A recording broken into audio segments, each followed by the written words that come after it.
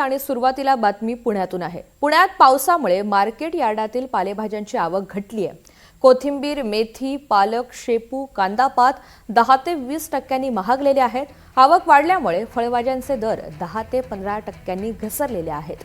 फुलांच्या दरात 30 ते 40% घसरण झाल्याचं पाहायला मिळतंय। पावसाचा परिणाम पुण्यामध्ये पाहायला मिळतोय। या पावसामुळे मार्केट यार्डातील पालेभाज्यांची आवक घटली आहे।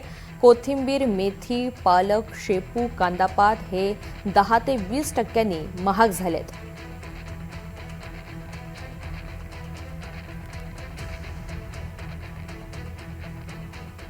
आणि यानंतर गावाकडच्या महत्त्वाच्या बातम्यांचा वेगवान स्वरूपात आढावा घेऊयात।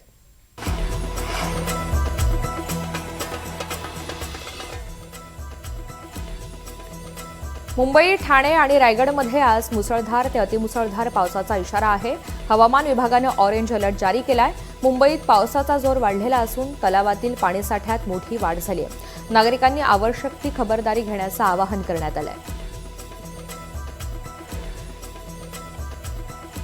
जळगाव जिल्ह्यात 10 दिवसांच्या खंडानंतर सोमवारी रात्री पावसानं हजेरी लावली। जळगाव शहर, भुसावळसह अनेक भागात पाऊस झालाय।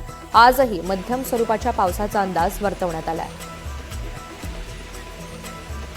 गेल्या आठवड्यापासून दडी मारून बसलेल्या पावसानं अमरावती शहर आणि परिसरात पुनरागमन केलेलं आहे। या धुवाधार पावसामुळे उकाड्यानं त्रस्त झालेल्या नागरिकांना मोठा दिलासा मिळाला।